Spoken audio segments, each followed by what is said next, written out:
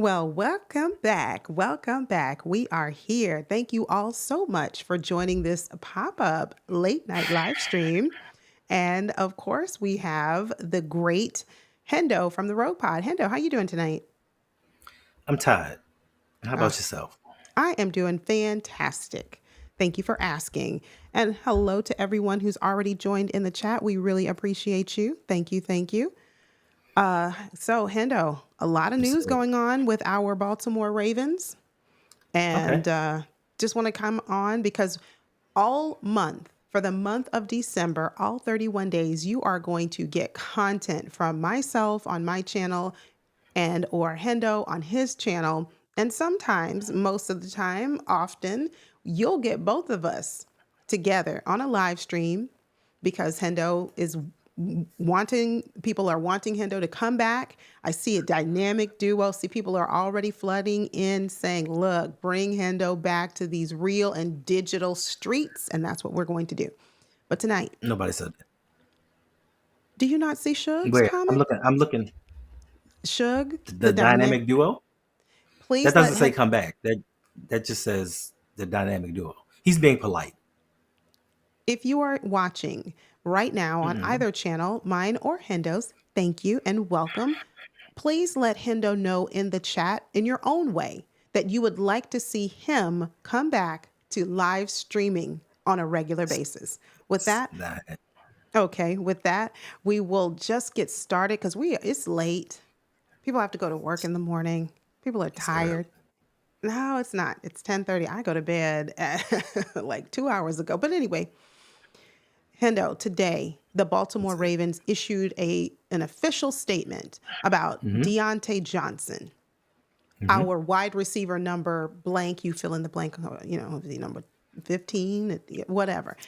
Wide receiver They number none. For this upcoming game against the Giants, not this weekend, but the following weekend, yes, he is wide receiver zero, none, absolutely. We'll The whole see. Well, season. yeah, we'll talk about that too. But they indicated that conduct detrimental to the team for his refusal to enter the game, I guess, when asked against the Eagles. Right. Now, kind of talk to me or share your thoughts, and we welcome your thoughts as well as those of you who are joining. Let us know in the chat how you feel and what you think about the suspension. Deontay Johnson was suspended for one game, so he will sit out against the Giants in a week and a half. What were Okay. you thinking about that, Hendo? I don't. I had mixed feelings. Because there's been this big debate about should he have gone back in the game, being that the team needed him because Rashad Bateman had gone out. Then there was another school of thought that, listen, you didn't utilize him all game long, and if Rashad Bateman hadn't have gotten hurt, you wouldn't have called my number. So should he have gone back in? Me personally, I'm a very team oriented person, and I don't do things for the leader. I do things for my brothers. So in that vein, I felt like he should have gone in and played. But then again, you brought me here to be an impact player on this team. You brought me in here, and quite frankly, if you look at it statistically, he could be the number one wide receiver on the Ravens statistically because he has the most yards. He has 422 receptions throughout his career, over 4,700 yards and 28 touchdowns. By far, that leads anybody on our team. If you bring up the sum of all the guys that the Ravens have, put them all together, I don't think they had that many yards. So I think that he could have been the number one receiver, but they didn't utilize him. He'll come into the game. They may throw a pass or two his way. In 5 games, I think he has 6 targets, 1 reception for 6 yards. And a couple of those were misfires by Lamar, yes, but they haven't utilized him. And you can't tell me that he's not better than at the least, Nelson Aguilar and Tylen Wallace. So I just thought that they're doing a little bit too much for me. If you're not going to utilize him, if you feel like his conduct is detrimental to the team, release him. Give him his papers, let him go somewhere else and be productive. But to me, this is more than just this one incident. Because as I was sitting here today trying to figure out something to make a video about, and then you hit me up and was like, "Oh, we got to stream, we got to stream." I'm like, "We're gonna stream about Deontay Johnson." It brought me back, and I did some research. I wrote it down. I did some research. So this has been an issue with. I hate hate you, Brandon. This has been an issue since John Harbaugh has become the head coach. Wide receiver has always been the Achilles heel of this organization. So it takes me back to 2021, the last year that Hollywood Brown was a Baltimore Raven, right?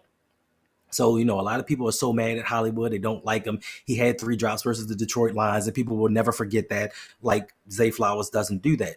But then a lot of people clown him because they say, listen, you got 146 targets that year. You had 91 receptions for 1,008 yards. And they look at that and say, look, it took you all of those targets to be the first wide receiver to get 1,000 yards, and I don't know how many years for the Ravens.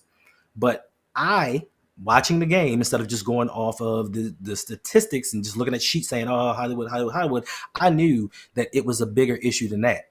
And Hollywood came out with a statement of, listen, what's the point of having soldiers if you don't use them? Never. And that's what kind of started all of this drama with wide receivers. But I looked into the numbers and I wrote it down. I looked into the numbers and what happened. And I said this during the season. So the first half of the season in 2021, the first 8 games, Hollywood Brown had 69 targets, 46 receptions. It's not bad. 682 yards, right?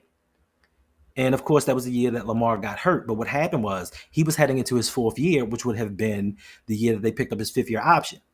Or if he balled out, which he was likely doing, he was headed towards a 1,400-yard season. So they would have had to either give him the 5th year option or give him a contract extension. But we know the Ravens didn't want to pay him that money. So I noticed during that second half of the season, they were hitting him on short bubble screens. They were having him run 5-yard outs. Like they were doing everything they could to minimize his production. So with them trying to stunt his growth, and with Tyler Huntley, the Pro Bowler, being his quarterback in the last 8 games of the season, he had 77 targets, which is 8 more than the first game. He had 45 receptions, which is 1 less than the first 8 games. And he had a total of 326 yards, which is less than half of what he did during the beginning of the season. So I understand what they were saying. And a lot of times targets aren't indicative of what actually happened during the game. If you were the closest guy to where they threw the ball, it's a target for you. So people unjustly and unfairly criticize Hollywood because he wanted out. He wanted to go to a system that actually gave him a chance to get his numbers, to get his money. Baltimore wasn't doing that, but that wasn't the end of this. So then we had John Harbaugh come out and make his comments about, listen, if you're a diva, if you want your numbers and your stats, don't come to Baltimore. Therefore, he was pushing away guys that could have come play with Lamar Jackson. But everyone wanted to push the narrative that, nobody wants to play with Lamar Jackson because he's not a true passer, which we all knew was a lie. Then we get to 2023, Eric DeCosta doing the scouting combine. He talks about, what did he say? He said, if I had an answer, that would probably mean I would have better receivers. And Rashad Bateman took exception to this. So that kind of started a rift between those two. So now we're starting to see a pattern with the organization and wide receivers. And Rashad Bateman came back and was like, look, you need to stop capping. Like, you need to stop coming at us. We're doing the best that we can. Stop blaming me and Lamar for everything. So then we fast forward to now. Then we had Jerry Jeudy on Monday night playing against Denver, and he put up the 219 yards. Then Rashad Bateman comes out with the, what did he say? He said, dreaming, and nobody knows what that meant. It was very cryptic, meaning, are you dreaming of getting 200 yards in the game? Are you dreaming of getting revenge on the Ravens if you play somewhere else?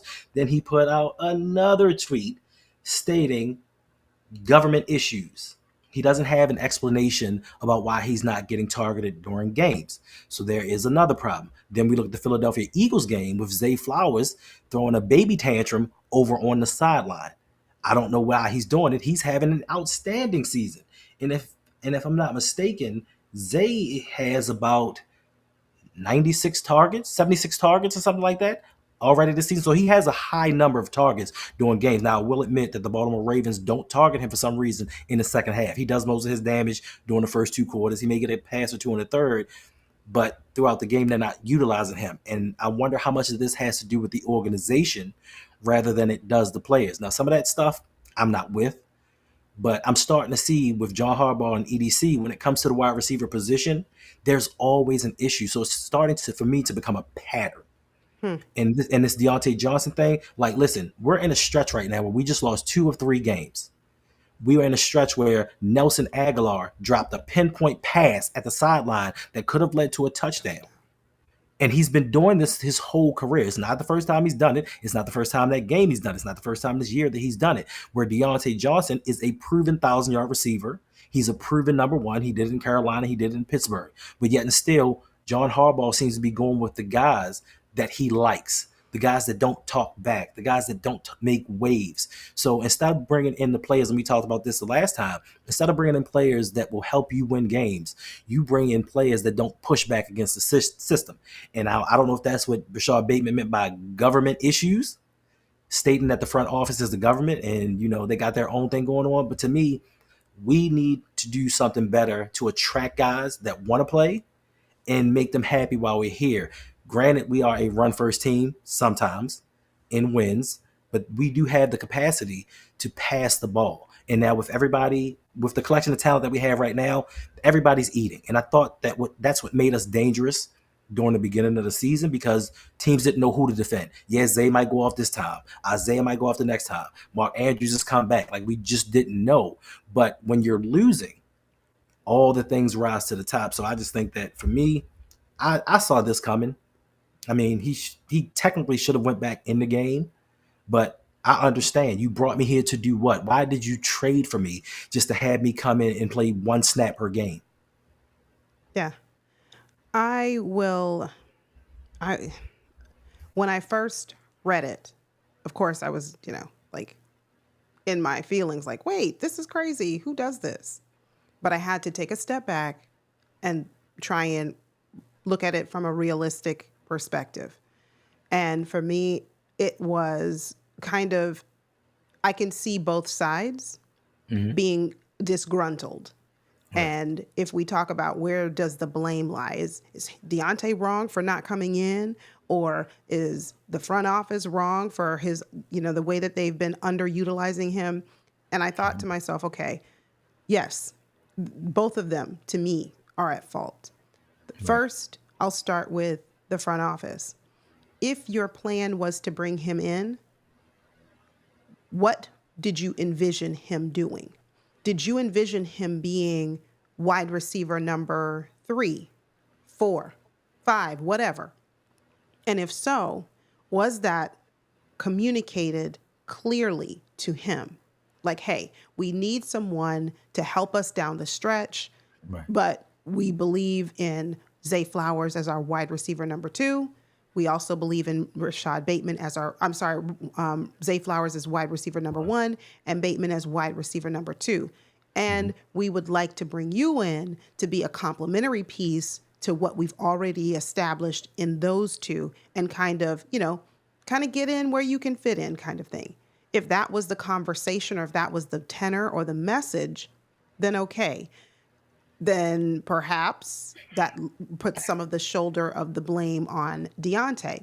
Because for me, if you are age 28 years old, which he is, you are fighting for another contract. And it might be your last one. Who knows? Maybe he'll get a contract after this. But arguably, he's coming toward the latter end of his ability to gain or garner contracts. So with that in mind, if you know that the Baltimore Ravens has a history, a demonstrated pattern of really not utilizing wide receivers effectively or often, why would you want to come to this organization if the idea is I need to be in a position where I am able to be wide receiver 1 or 2 so that I can get my stats, get the numbers, get the yards to market myself for the next contract in the offseason?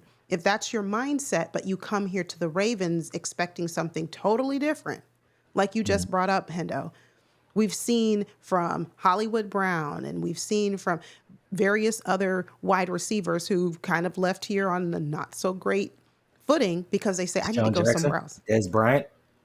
There you go.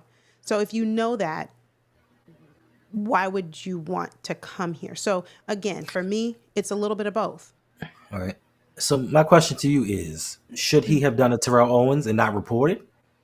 Because from the outside looking in, and this is no shot to you, Brodney, because I know you're going to take it as a shot, but coming from the Carolina Panthers, especially with Bryce Young early in the season, the way that he was playing, and then you have Andy Dalton being Andy Dalton. I'm in a situation where, listen, I'm not going to the playoffs, so that means I'm not getting any playoff money. I'm not bettering my stats in this contract year. Like you said, he's 28 years old, so this may be the last opportunity that he has to get in a big contract. Now, it's not going to be one of the $30 million or $25 million, but this may be my last opportunity to get the biggest contract I can get at this stage of my career. So I'm looking at it like, okay, I'm leaving this situation. I'm going to a team that's riding a streak. They're winning. Not only are they winning, Lamar Jackson is balling out of control. He is the best player in the NFL. So now I'm going to a situation where I'm like, yo, I can hit up with the best quarterback in the league. I'm darn sure going to get my numbers up because I know, I'm not going to tell you this, but I know I'm better than Nelson Aguilar. I know that I'm better than Tyler Wallace. So me coming in at number 2, number 3, I'm going to up and at least double the production that I had in Carolina and make myself some money. But when he got here, it was a whole other thing. But he didn't have a choice. He was traded. So he didn't have an opportunity to say, yeah, I can't, I'm not going there. Because in his mind, he's optimistic. Like, yo, I'm going from trash to treasure. I didn't know I was going from trash to the doghouse. You did know you were going from trash to the doghouse. If again, you have these conversations, like if I put, I'm going to say myself, if I'm a player and I have an agent, I'm asking my agent these questions. What is the purpose of me coming here? How do they want to use me? What is their vision for me? What level of contribution do they want from me? I need to know these things before I sign my name on a dotted line. But there's Those, nothing to sign. Your contract was signed with Carolina. You've been traded, so it's nothing for you to sign. There's no I questions to use that, ask. I I mean, I use it understand what you're saying, but there's loosely. no questions to ask because you don't have a choice in the matter. Either you play or you sit out, and you lose an accrued season, and you lose the money, and you get fined. So it really was nothing to ask you. I mean, you can ask questions, hey Zay, hey Nelly, what's it like over there in Baltimore? Is it Yeah, cool? And they can say it's the worst organization in the world. And he still is like, oh, well, I guess I'm in trouble now. He has no choice in right. the matter. I don't think that Yeah. he's financially set enough, and I'm not counting his pockets to say that, yo, I can't play the rest of this year. Then on top of that, going into a contract year, if he says I'm not going to Baltimore and I'm sitting out, other owners and general managers are going to see this. And they're going to be like, oh, he's one of them guys. Yeah, I'm not signing him. So now you're limiting your options when it comes to free agency. But once again, you're looking at it from Oh, thank you, Jeff J. He became a member. Thank you so nice. much. Thank you for supporting the channel. I appreciate you. And I also want to give a shout out to my other channel members that I see in the chat. We have Just Toronado. Thank you for becoming a member as well. And we have um, Sean Coles and Brandon Bazel. Thank you all so much for your support of the channel and what we do here on Ravens Talk with Yolanda. And if you would like to become a member of the channel, there is a join button down below. You can click on that button and it will bring up the 3 tiers that are available to you. Just another way for you to show some love, show some support for what we do here. So thank you all for being here. What were you saying, Hendo? Yeah, I was just saying, pretty much it's you have to position yourself for the best opportunity in the future. Now, maybe he thought that by coming here, he thought the opportunity was going to be better. It was not. And he thought by sitting out or refusing to go into the game with the history of the organization, he figured that, hey, it may be like an Eddie Jackson situation and they may release me. Now I can go to a contender that needs me and is actually going to play me. So, I mean, I really don't know his thought process in all of this, Yeah. but I understand that he's frustrated. Like I can't imagine being one of the, let's just say, the 50 best at your position, and you get an opportunity or you go into a situation where they're not even trying to play you. Like they're not even hiding the fact that, hey, we trying to get you in as many snaps as we can. Like what? 4 games, 6 targets. What is that? But Nelson Aguilar and his mishaps You don't can, leave can Nelson get. Aguilar alone. And we're going to take a few comments. Let us know in the chat. Sound off. What were your thoughts when you saw that the Ravens actually suspended a player? And I think someone asked a question earlier. When was the last time the Ravens actually suspended a player from a game? I don't. I don't know. I don't recall. It's been for as long as I know. So But let's take, oh, I'm sorry. it's twofold for me, right?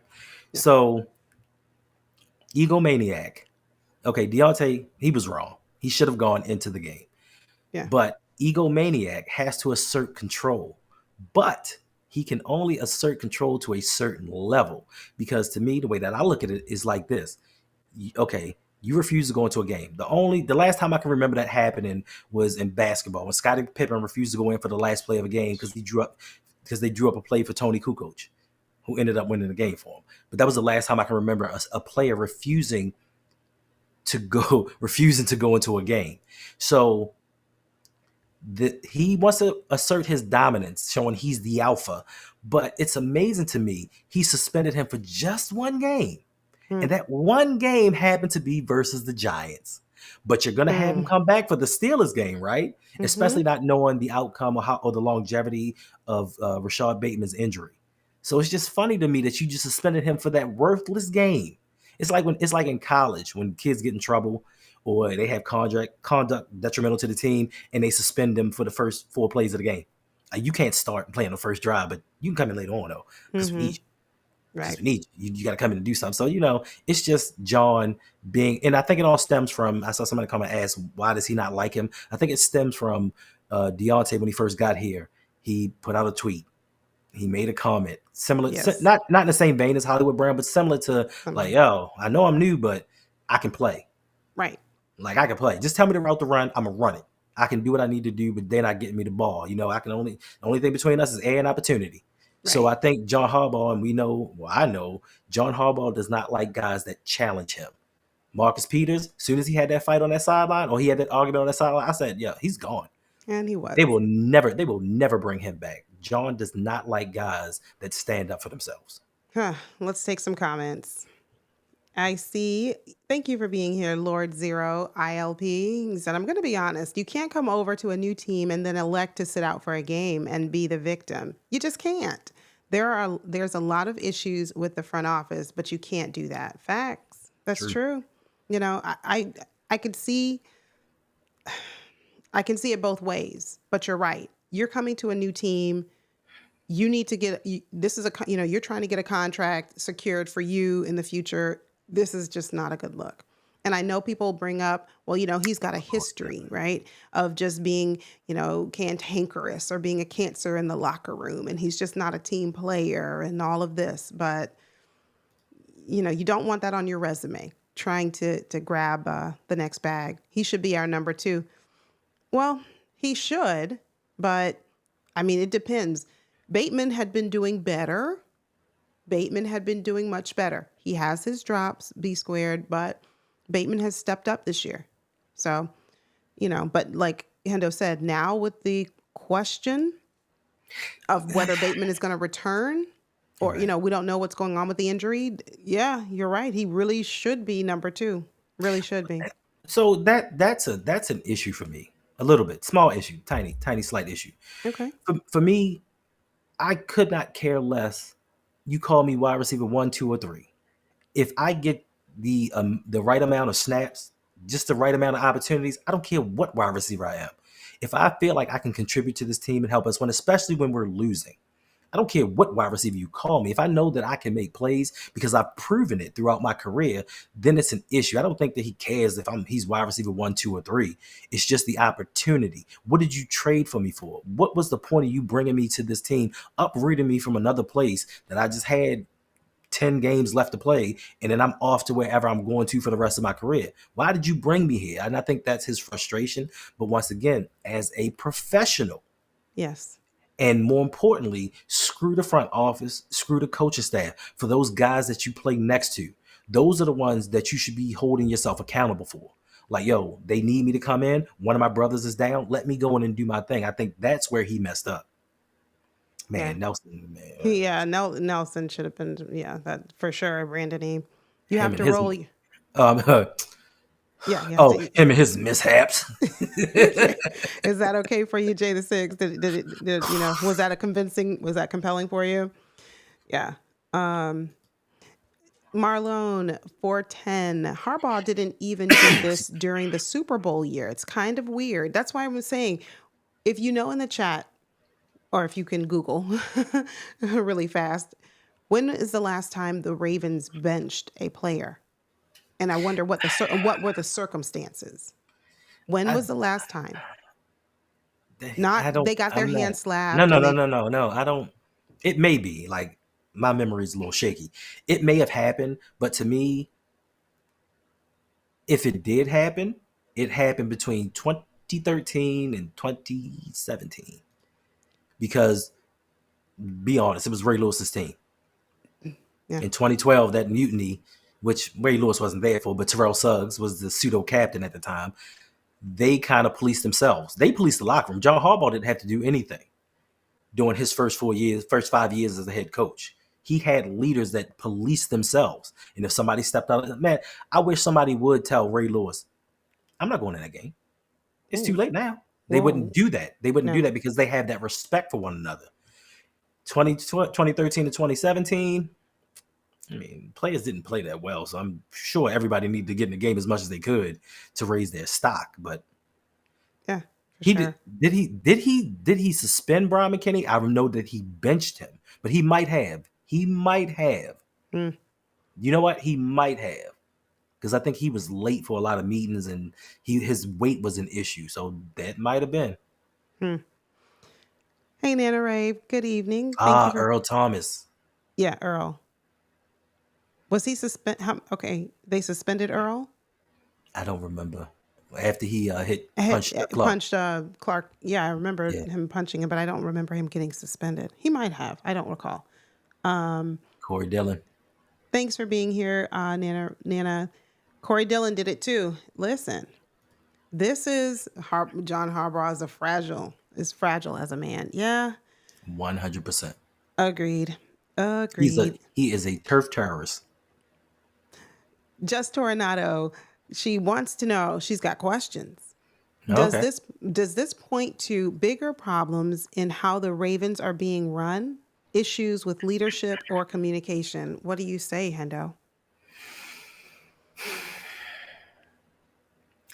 I can't just point to this one issue and say that it is an organizational type thing. But if you look at the Ben Cleveland situation, if you look at the Marcus Williams situation, if you look at the Eddie Jackson situation, and now you bring this into the fold, along with the little issues we've had with Rashad Bateman, it may have something to do with the leadership and how it's run. Now, granted, Eddie Jackson did not play the best football, and he may have been by far the second worst defensive back on the team behind Marcus Williams. But it's how you communicate it to him. Like, listen, bro, you need to do better. Maybe you need to practice more. Maybe whatever you need to do, and we're gonna play you a little bit less, rather than just making me inactive for a game or telling me not that I'm not traveling with the team. So to me, I know that a lot of it has to do with John Harbaugh because we're seeing repeated patterns of this. And it's a repeated pattern with one position in particular. And it so happens to be the position that the Baltimore Ravens do not value. They do not value wide receivers. No, they don't seem to value the O lineman. We are not going So, there oh, wait a tonight. minute. Let me We're catch not this. Let me going. catch this. Let me catch this. Listen, why do we say Harbaugh? He don't coach offense. He does not coach offense. But I don't know how long you've been a fan of the Baltimore Ravens. If you've been a fan since its inception, it doesn't matter who the Baltimore Ravens bring in as an offensive coordinator. We run the same system. Yes. So is he in charge of offense? Yes, he is. I mean, he's in charge. Hi, Isaiah Birdsong. Thanks for being here. Why do I say Harbaugh? He doesn't coach offense. He But is he the head does, he does, coach. He but he is does the have personnel. He has say in personnel. He has say in who's active during games. He has say correct. who's inactive during games. He has Correct. say in what guys he tells Monken don't play or That's don't get right. the ball to. And if you think that not even just Harbaugh, if you think that coaches don't have vendettas versus players and tell their offensive coordinator or quarterbacks, yo, don't get him the ball. Yeah. If you think that doesn't happen, mm, Yeah. So, hey, Joey, thanks for being here. I hope it doesn't galvanize the team. I hope not, because you don't want, well, I'm just going to speak for me. I don't want mess. I don't want drama. That just doesn't fly. And if your focus is really, we want to win the Super Bowl, you don't have time for distractions.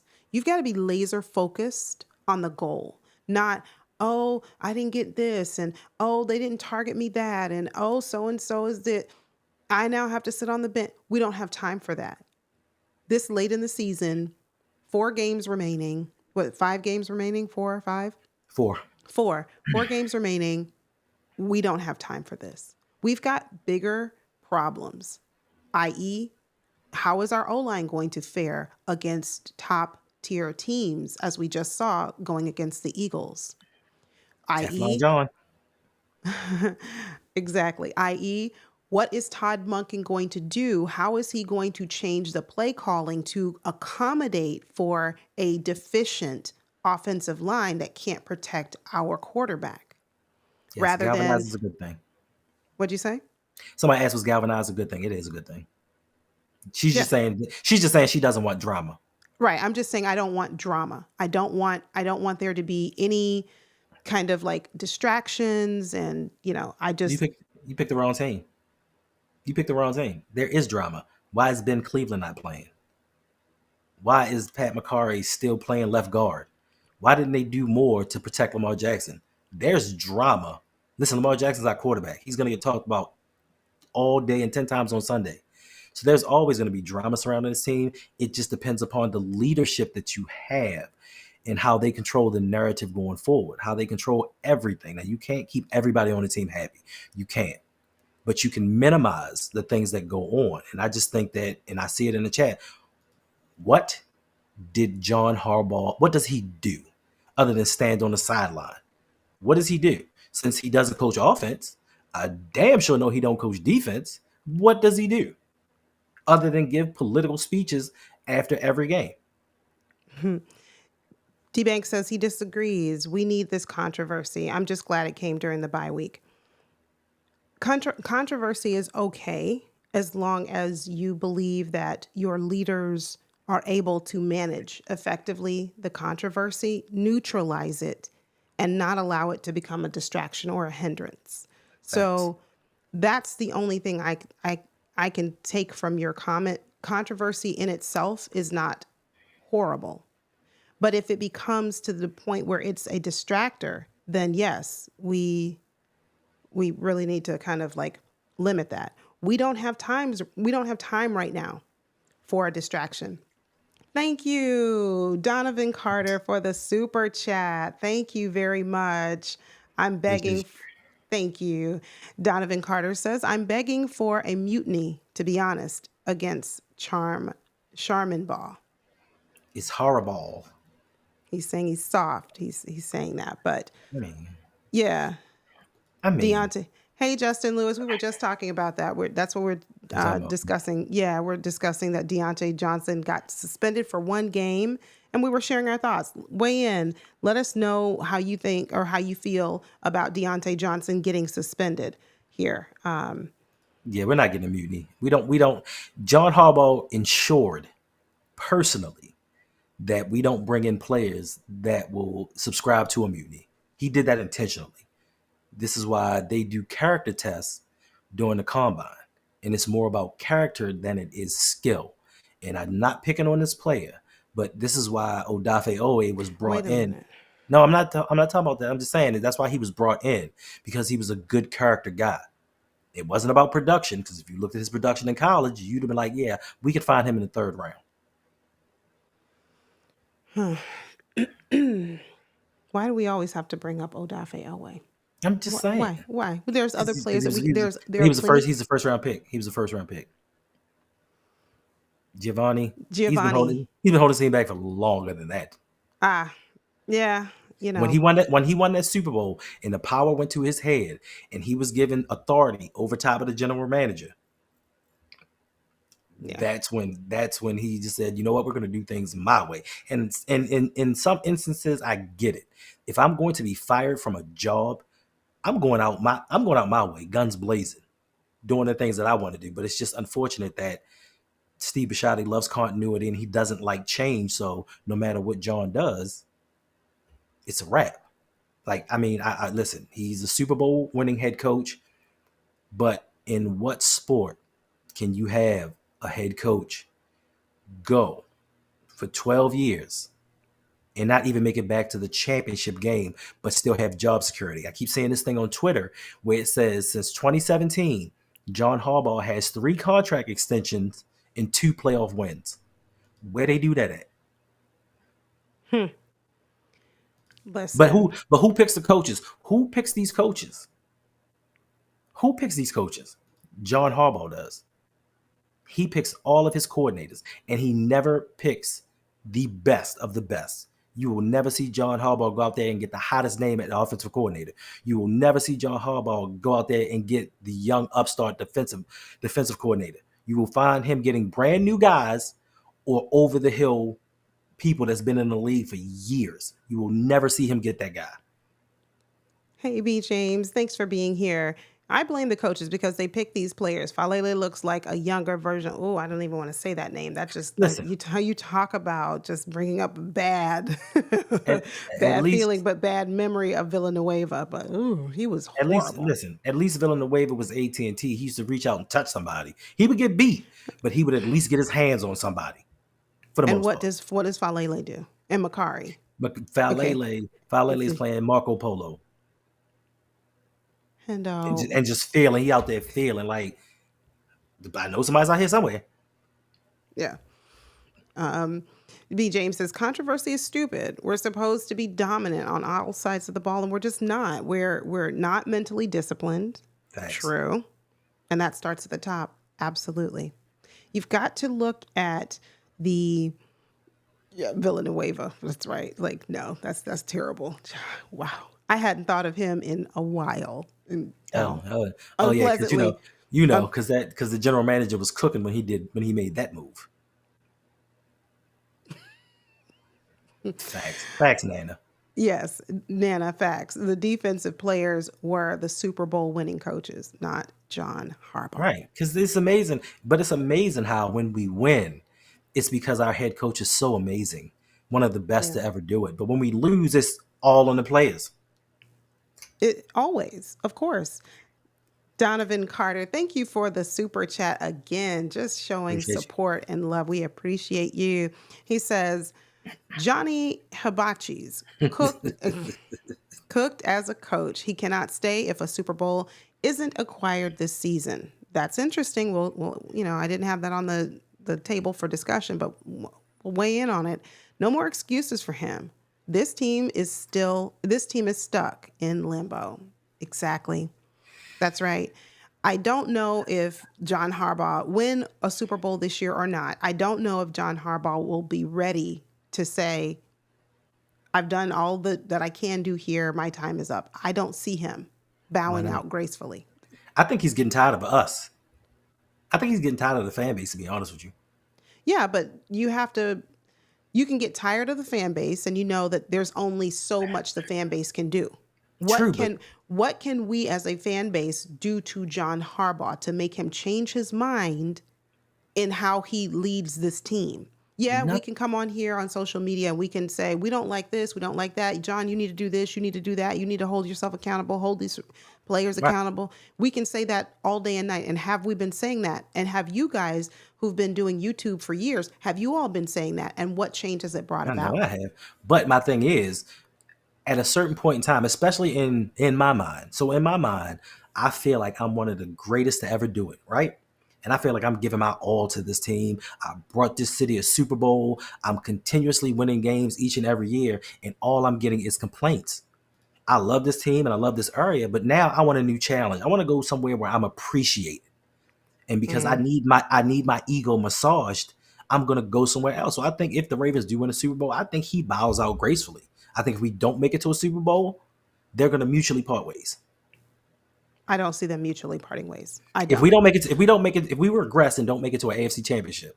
Now you said a Super Bowl. I said now. I'm just you're saying, but I'm thinking- asking you, I'm saying it's either win the Super Bowl, either we're gonna win the Super Bowl or we're not even gonna make it to the AFC championship game. Well, okay. Well, no, I don't know. I disagree with you on that. If we make it to the AFC championship and we don't win, we come in second place. I don't see them firing John Harbaugh. Technically fourth. I don't. Well, you can call it what you want, but there's only two players. There's only two teams. Tied for third. There you go. I don't see John Harbaugh walking away. I don't. Nor do I feel that they will part ways with him. If we make it to the Super Bowl and come in second place, I might I might be able to envision there be a time or a circumstance where that could happen. And you see how many words I had to add onto that? So I'm But not fully convinced. sometimes people just get tired of that situation and they want to change, Maybe. or they just want a different challenge. I want to see if I can go to this organization and build it from the ground up.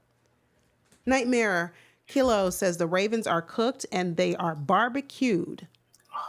I think I appreciate your opinion. Thanks for sharing. I disagree with you. I don't think the Ravens are cooked. I think No. the Ravens have some internal struggles that they need to really figure out, and they need to make some swift changes. But to say they're cooked, when you have 8 as your Right. quarterback, there is no barbecue. Yeah. Now, The Ravens are sauteing, and they're being washed over by the sous chef. But barbecue, no, no. yeah, that's what I'm saying. I don't think they're barbecued, because to me, a barbecued team is one that's already been eliminated from playoff contention. That's a barbecued team. That's one that has no fighting chance. And there have been a couple that have already been eliminated from contention. Even if they went out from here on out, they're still not even making it into the playoffs. Those teams, Nightmare Kilo, to me, Right. those are your barbecued teams. Ravens just have some things to figure out. Listen, Ravens, there's no way we don't make the playoffs, and it's not because we're so great. It's because the other teams are so bad. There's no way we don't make the playoffs. yeah, yeah. I don't, I don't think that we would, like you said, there's no way that we won't make the playoffs. We're going to make it. Right. I, Well, I, I think I think we will, Osmond. I think we're going to make the playoffs. Now, where we will be, wild listen, card, I don't know. Now listen, that's listen. I'm sorry. You know what? As it stands right now, if the season were to play out and things remain the same, do you know who we would play in the first round of the playoffs?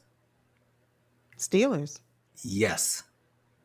Would you be confident going into that game? No, no. I just said make to the playoffs. I didn't say make No, it I'm just into. saying, no. I just want to know. I was Yeah, just asking. If we yeah. play the Steelers in If the we wild card round, are we confident? And listen, we all have caped and capped for this team all season long, and now we're at a point where we're like, oh, we meet the Steelers in the first round of playoff. It's going to be a tough one to me. I can't guarantee a win. Yes, and to me, like, and I understand this is the pros, is professionals. You can't make rash decisions. You can't make knee jerk decisions. But like in college football, Ohio State has lost to Michigan for the last 4 years straight, and Day is a decent head. He's a good head coach, I guess, but he can't beat his rivals. We cannot beat our rivals, and that should be an issue. This is something that, and I'm not saying people should call for John Harbaugh's job, but this is something that people should be really upset about. These are our biggest rivals, and we cannot beat them. When do we look at the head coach and it's like, bruh, they've had inferior teams for years, and you are 1-8 in your last 9 games. You're 2-for-11 in like the last 13. Like, what are you doing as the head coach to overcome this? Is Mike Tomlin that much better of a head coach? And we'll talk about that a little bit later, because I don't know if it's Hard Knocks or not, but Yeah, we got to get into Hard Knocks. We got to talk quickly about Hard Knocks, because this is supposed to be a short stream, but that just doesn't when happen. we start talking about the Ravens, I know. it's hard to start because we're so passionate. Understood. Understood. Queendom. Queendom come. Lamar will never get a chip with this team. Free Lamar. Wait. That's a tough one. That's a tough pill to swallow. What I'll say, Queendom come, is So, I will say that Lamar absolutely can win a championship with this team, with these coaches, and with these players surrounding him. all But right. it would mean he would have to put the team on his back and win despite John Harbaugh. That's what it would take. Win despite the deficiencies, win despite the glaring issues that are magnified week after week. It would take that. So, but I disagree. I think he can win a championship with this team. What do you think, Hendo? He can win a championship with this team. Yeah. Not with this head coach, but with this team, yes. When they move on and get a young, innovative offensive coordinator or offensive minded head coach, yeah. Listen, I wanted Hobbs fired during the Super Bowl run. We were going to the Super Bowl, and I'm like, get this man out of here, because Yeah. I knew what was coming. Mm-hmm. For sure. See, I don't. people don't have faith that our team gonna beat the Steelers. Listen, we and I'm 1,000% confident that the Ravens are gonna beat the Giants, but we better not lose to the Giants, because if we lose to the Giants, it's a wrap. Well, yeah. The margin of error, we've kind of dug ourselves in a hole. The margin of error is slim for the Ravens right now. But there's still a path. There's still a way to get to to get to the playoffs. But we can't keep self-sabotaging. We can't keep making the mistakes. We can't keep putting players on the field who are not the greatest players in their own right. Like, that's just, if we're not going to make some changes to this offensive line going into the game against the Giants and really give those players an opportunity to start to gel, who have not been playing, then like Ben Cleveland, what's his name? I want to call him Jones. Josh Jones. Josh Jones. If we don't play them, and they've not really played a whole lot. I know Ben Cleveland has played a handful of snaps here and there. You blink a couple of times and you've missed it. But if we don't give these players an opportunity right now to play, then It's a scary thought. I mean, think about this. Whenever we play teams with a strong defensive line, our offensive line gets manhandled. And of course, a lot of things are going to get masked because of Lamar Jackson. And by the way, I've been on Twitter all day. I've been working, but I've been on Twitter all day waiting for the apologies from the people that said Lamar needs to run more. Run more.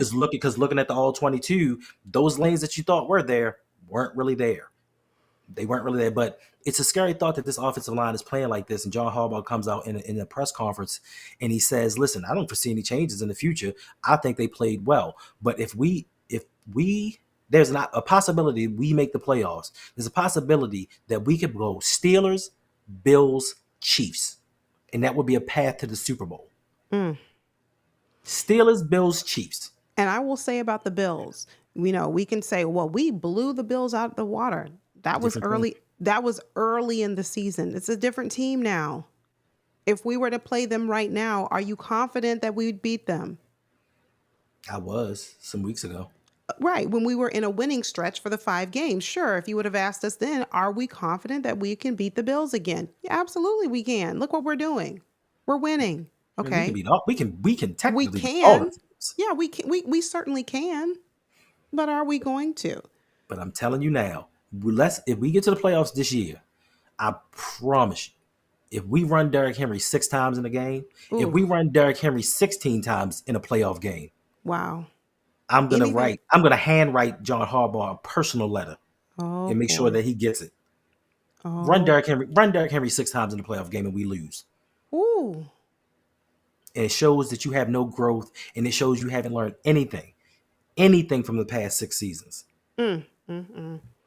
We're going to talk about Hard Knocks just for a little bit. So if you guys had an opportunity to watch Hard Knocks, please let us know what your thoughts, your takeaways were from the episode yesterday.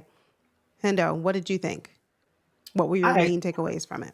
I actually liked it. Like, it gives you kind of in-depth, inside access to the locker rooms leading up to the game. Now, of course, this episode, they mostly focused on the Steelers and the Bengals because those two teams played each other. So they're going to get more time because you have 2 teams coming together, but also they played the 1:00 game. So they kind of did it chronologically, the 1:00 game, the 4:25 game, and then the Monday night game, which I guess they'll continue next week. But, it kind of brought up some things for me. And I know a lot of people are going to agree with this. And if you tell me go be a Steelers fan, whatever. It showed to me, and I already was a fan of Mike Tomlin. It showed to me his interaction with the team. He went and told players, bruh, you going up against Orlando Brown Jr., I need you to put in a little bit extra because I'm going to need you during the game. And then during the game, he went and had a strip sack. He told Cam Hayward, yo, get your unit together. Second half, they did. And the thing that I noticed before I even watched it was the play where Russell Wilson threw an interception. and the guy pulled George Pickens' helmet and knocked him down.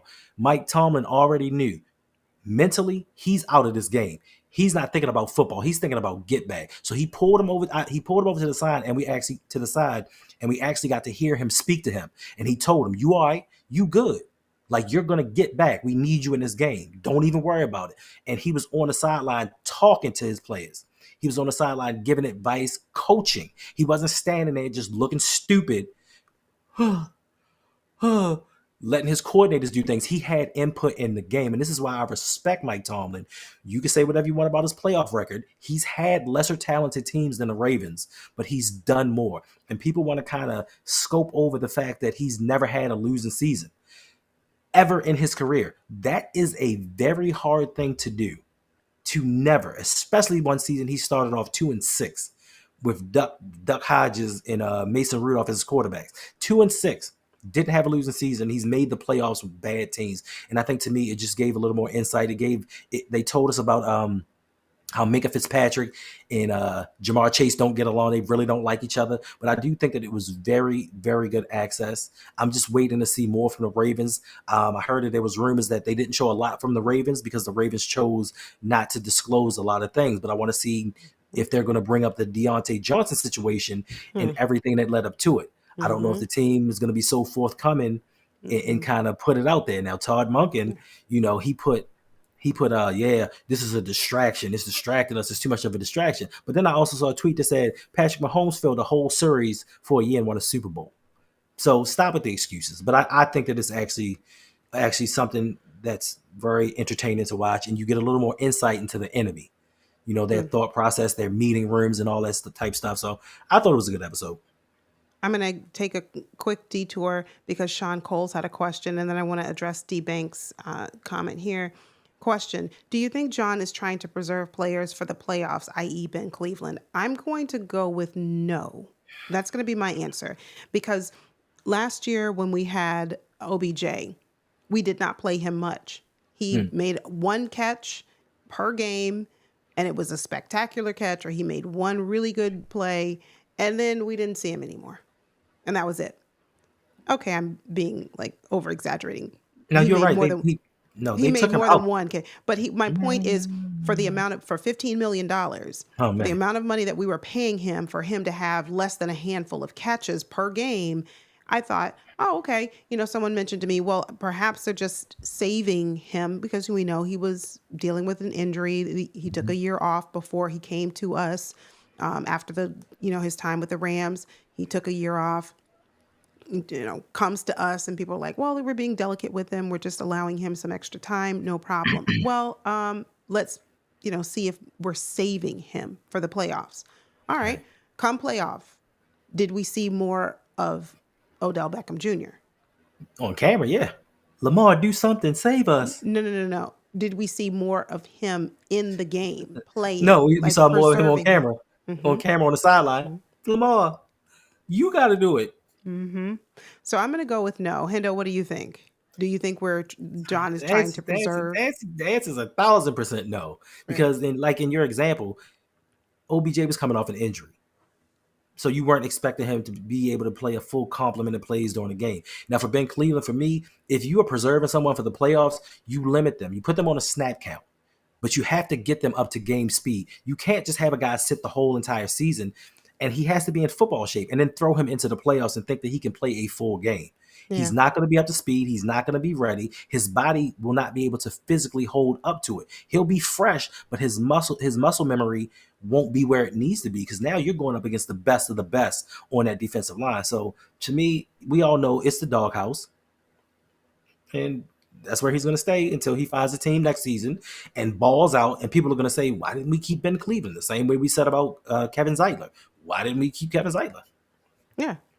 Yeah, Harbaugh don't like it criticized. D. Banks made a comment earlier that, Steelers fans are always calling for Tomlin's job after a loss, and we're no different. Right. 100%. It's the same thing. Listen, they don't appreciate their head coach. We don't appreciate ours. But I do think that you get more bang for your buck with Tomlin. You could see from the cameras, and some people and some Steelers fans even said he was out there performing for the cameras. I've seen him before on the sidelines, and I've seen him do these things. I just think that he's more interactive with his team, and he has more to do with his team winning, other than putting Lamar Jackson on the field talking about winning some games. For sure. Yeah, let us know in the chat what your thoughts were about Hard Knocks. I'm trying to catch up with the comments. Thank you all. Thank you. But let us know what your takeaways were from watching Hard Knocks. Who do you think, from this first episode, who do you think is I don't want to call it a winner, but the better head coach? From what you were able to see, Hard Knocks. Also bring in, kind of what both head coaches have been able to do with their respective organizations. Who would you think is the better of the two? Hendo?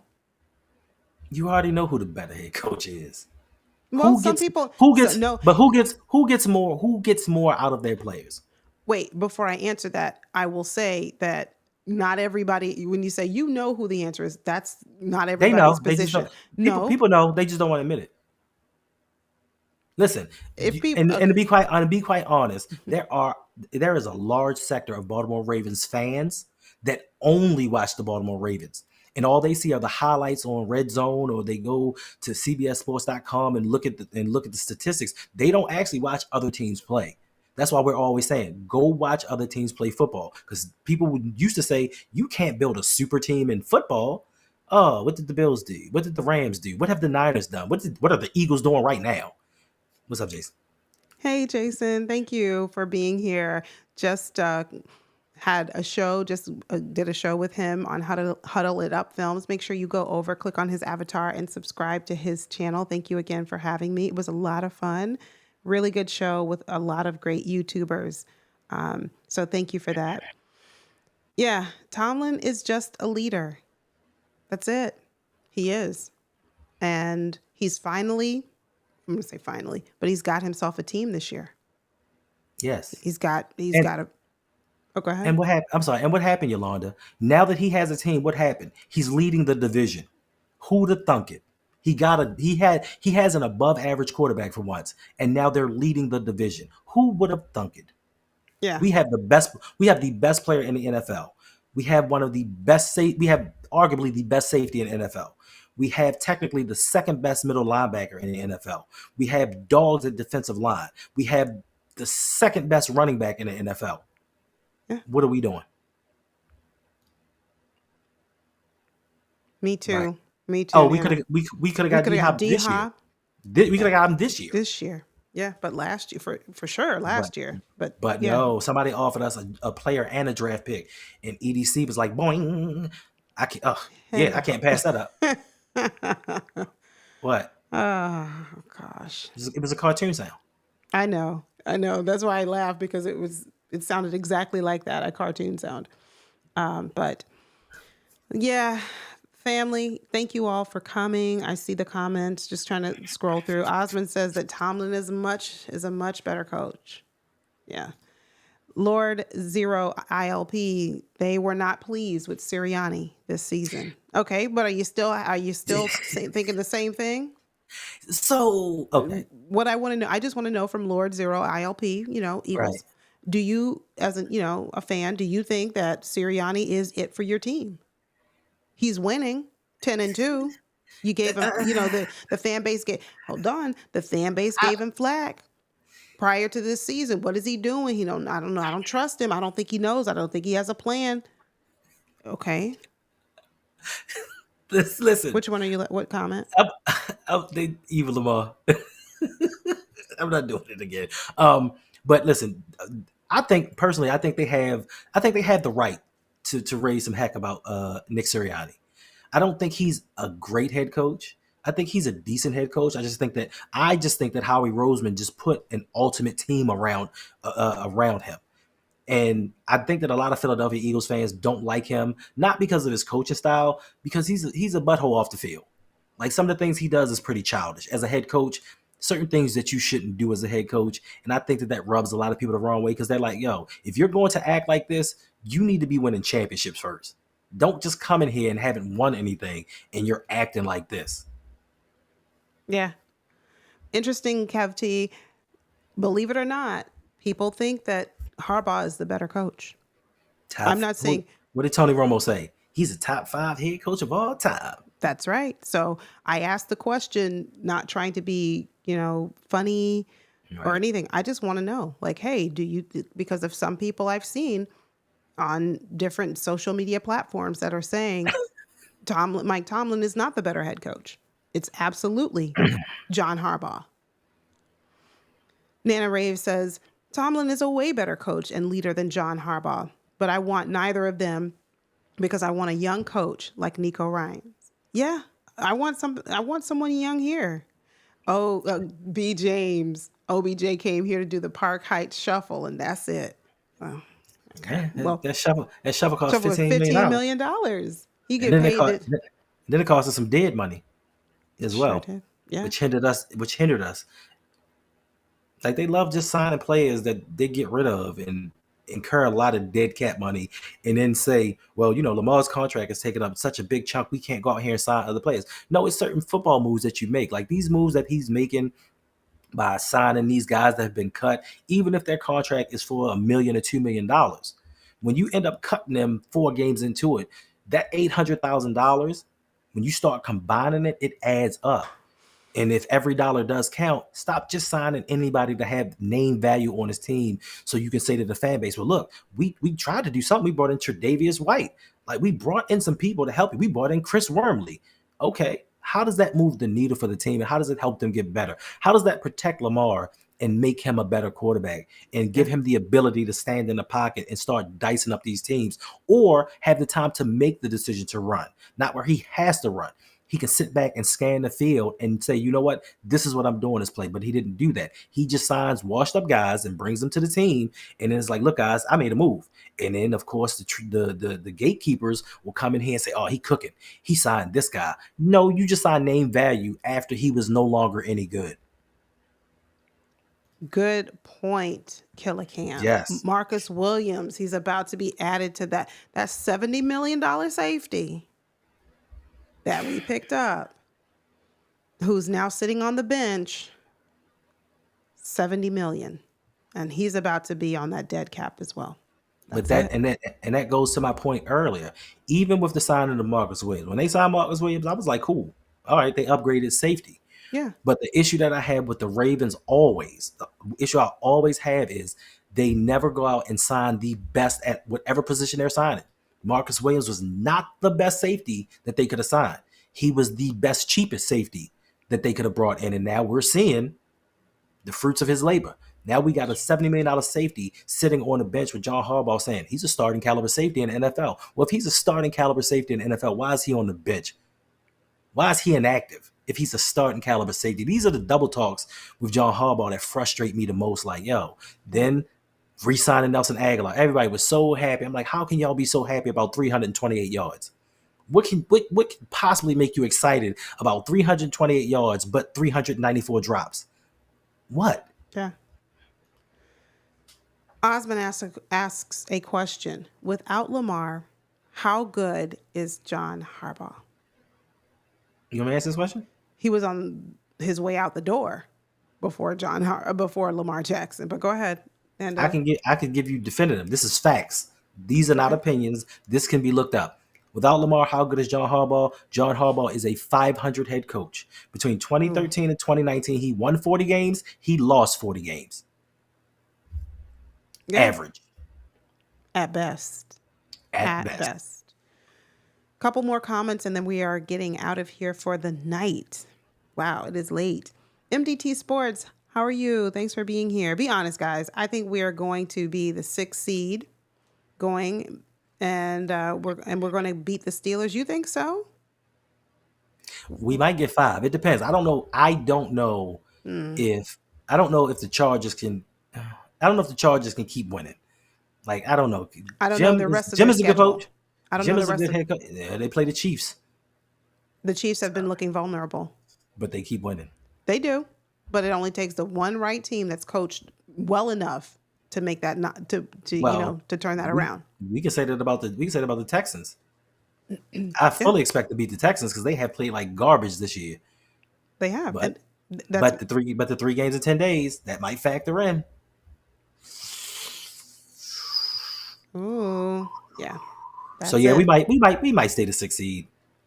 I think we are. I think we're going to stay the 6th seed. If we get in, squeeze into the 5th seed, I don't know. But I think we'll remain this because at this point, out of the remaining teams, we have 4 games left.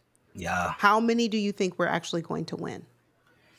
Think about it. Let us know in the chat. We have 4 games remaining. We play the Steelers, the Browns, Texans, and the Giants. Out of those 4, realistically, how many of those can we win? Will we win? Not can we, because that's a different question. How many will we win? That's going to Dos determine whether we're the 5th or 6th seed. Dos Equis. I think we win 2. I think I know we should beat the Giants. That should be a given. I'm a little iffy.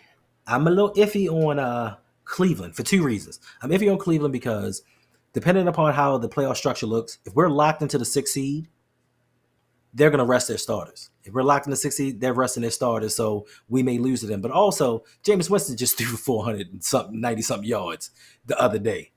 And Yeah. let's not act like our secondary hasn't had some issues. They played better, but let's not act like they can't be had. So that those two should be wins unless we rest the starters. But I'm not confident. I used to be confident. Oh, appreciate you. I used to be confident Thank in beating the you. Steelers. I'm not confident in beating the Steelers any longer. The Texans, I suspect that we should win, especially with Stephon Diggs being injured and CJ Stroud being in a sophomore slump. I think that the first game, the game after the bye, and the game at the end of the season should be the 2 games that we should win. D No, Bank the says Texans. Yeah, Texans. D Yeah. Bank says we're winning the division. I don't know what y'all are talking about. I'm talking about the fact that we can't seem to win games lately. That's what I'm talking about. I'm talking about, yeah, we went on a winning stretch, but then after that, and the games that are around that winning stretch have looked like this. That's what I'm talking about. That's what the Right. evidence says to me.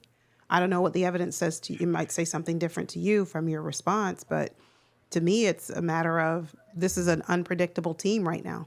Facts. So And, I'm and I'm that's I'm with you. I'm with you, Josh. 3-1. Josh, tell me which would right, which should be. I see you. Which game, 3-1, which one do you think we will come in second place? Which one you do you you think? you already know. I You want already Josh to know. weigh I in. know, I I don't. know. I want him to weigh in, but you already. I know. I'm sorry. I know what game it is. Listen, I with my brother, even when the Ravens were one of the last 7, I puffed my chest out and like, bro, y'all going down. But after seeing this last game, mm-mm-mm. Osmond, thank you for Shout out to becoming. husband. Thank you for becoming a member of the channel. Thank you for your support. Nana, question. Same question I asked. For those of you who are leaving your comments, if you think we're going to lose Chewing one impossible. game to an impossible, yeah. For those who play spades, But she's factually correct. yeah. She says one, possibly two. What's the one game, Nana, that you can see us definitely winning out of the from your response? Which one game would you say that's the one we're going to win? Giants. Yeah. Kamal says we should win all 4, but it depends. I don't know. Yeah. Yeah, it depends. Yeah. Deshaun, you think we're going to win all 4 Oh, games? you know what? You know what? I even left something out of my soliloquy about the wide receivers. I Oh, forgot to throw in. I forgot to throw in tight end Isaiah Likely, turning his back on a play because he's not getting targeted enough.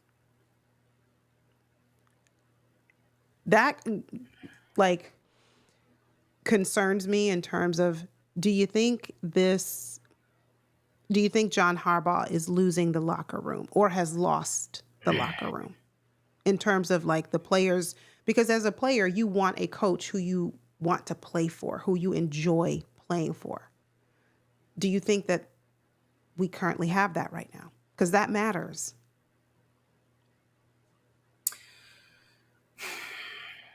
I think that there's an issue where there's smoke, there's fire. And where in what other season have we seen so many players go off the rails? Have we seen players quit on plays? Where have how many when have we ever seen this with the Baltimore Ravens? We haven't. So there is an issue.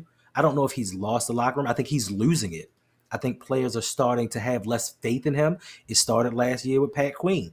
Pat Quinn was just like, I'm tired of this. I'm tired of losing the exact same way and doing the exact same things over and over again. I thought that started something, and now players are like, yeah, you might be right. Like, this guy might not be the one to lead us where we're trying to go. But I don't think he's totally lost it. But if he keeps going in the direction that he's going, it's a possibility. Okay. I think he's starting to lose the locker room. I do. And if we don't turn it around quickly, it's not going to bode well for the Ravens. Jeff J says, "Oh yes, he's definitely lost the locker room." And the worst part about it all is we have time to fester in our sorrow. We have an extra week that we have to sit around and speculate on things because we're on a bye. Yes. Yes. Yeah. So that's why Lamar was like, I want to play now. Like, I need to go now. I don't need to let these things grow and become a cancer in the locker room. We need to get out there now and right the ship. But unfortunately, we need this bye for these next 3 games. Torah 99 is going to have to step up too and take his claim to game changer. Now, okay, Torah. No. Let me say this. Let me say this. I'm sorry, and this is not negative. It's probably negative about Odafe Owe. It's not. Okay, I thought that was a little bit of BS about John Harbaugh, why he only played 15 snaps. Talking about we thought they were going to be more run heavy. His job is to set the edge, and he does a pretty decent job at setting the edge. So if you need an edge setter and he's one of your better players, why are you not having him in the game doing his job? I thought that was some bull stuff. But, once I heard Marlowe speak, talking about, listen, either you do what you need to do and play right, or you're going to be on the bench. I don't know if that was directed towards others and him, but I do think that this excuse was BS about them being run heavy, that he didn't play. We joke him a lot, but currently he is one of your better defenders. He sure is, Sean. Thank you, Sean. He's been having a career season. 8 sacks. Did he get any this last game? What do you mean, oh, Sean? But yet still nothing from my comment. Yes, I said something positive about your boy. I know you did. Nothing. I was going to say something, but I wanted to address Sean first. But thank you, Hendo. That's probably the nicest thing I've ever heard you say about Odafe Owe. So for that, thank you. You're very welcome. But it was still a wasted first-round pick. You see, this is why I'm slow to give Hendo credit for saying something nice about Odafe Owe. You shouldn't have took so long. If you did it immediately, I wouldn't have said a thing. Oh, gosh. Here we go. B. James says, if John Harbaugh is a top 5 coach, the bar is extremely low. Mercy. Well, Tony Romo says anything during those broadcasts. That's why I don't like listening to him. Yeah. That's it, Kev. They don't want to pay my guy. That's what this is about. They want to bench him because they don't want to see him. They want to hold him back. They don't want him to be great. Remember what I said about Hollywood in the beginning? When Hollywood was starting to have that career year, they started throwing him shorter and shorter passes. Like, they know exactly what they're doing. Yeah. And Torah said Van Noy will set his career high. Well, it depends if Van Noy is healthy. It just really depends on how he, if he's coming back. Is he going to miss a couple of more games? We don't know that. So I don't know. That's a question mark to me. Just Tornado says they need to lock Harbaugh in the locker room. Listen. Back in boot camp. Hey, funky homo sapien. We used to put soap in socks, and you got a little love tap if you kept messing up. Like, that's real. What's up, Flex Zone? Yeah, like, that stuff Flex is real. Zone. Hey there, Flex Zone. Thank you. Well, family, we are going to say goodnight. Make sure that you tune in and have your post notifications turned on to both my channel and Hendo's all December long, because you will see us very often, i.e. every day, bringing some type of content to our respective channels. Hendo, before we go, would you please let everyone know where they can find you and what you are doing in these internet streets? You can find me on the Rogue Pod on Instagram, Twitter, TikTok, Facebook, and Blue Sky. That's the one I always forget. Make sure y'all go over there. It's new. I think it's the the better version of Twitter or X or whatever you want to call it. But you can find me there, message me, ask questions, whatever you want to do. I come up with a video almost every day, especially during this 31-day challenge where we bring you content every day of December. Like it feels like today is like the 23rd, but it's only the fourth day of this challenge. But We got it. We can do it. but we got this. Also, you can find me every Monday at 9 p.m. on Sip to Tally with Coach Evans, Chris Just Joking, the LBHT crew with Jose and Brodney doing the Ravens Roundtable. Sometimes a mic will show up, sometimes they won't. Also, you can find me every Tuesday at 9 p.m. on Suge Knight 323 doing a Steel Conspiracy, where we talk Steelers, Ravens, Panthers, and whatever other silly stuff that they want to talk about during that time frame. But that's about it. Also, if you want to help further the channel, you can go over to patreon.com/ROUG, become a patron. Many different tiers, a lot of things that you can get. You can get into the Discord. You can get into the Pick'ems League, which right now I'm only wearing one of the rings. I got the other one around here somewhere, and I'm actually in first place going for my three-peat. I'm going for a three-peat in LBHT's League as well. And also, if you would like, you can become a channel member to my channel as well. If not, understandable. You don't have to. As long as you continue to watch and like the videos, that's all I ask of you guys. And I appreciate you for hanging out with us this late at night. Wow. Yes, it is very late. Thank you again for joining. Make sure you all take care, stay safe, hit the like button on your way out if you have not done so already, subscribe if you are new, and we will see you back very soon. She'll be back tomorrow. She'll be back tomorrow. She can't help herself but live stream. Like she loves it. You had a video for tonight, didn't you? A video is coming out on my channel tomorrow. There you sure? go. I guarantee you'll live stream tomorrow, regardless. It depends on what the Ravens do. Anyway, family, take care of yourselves. Be good to yourselves, and we'll see you.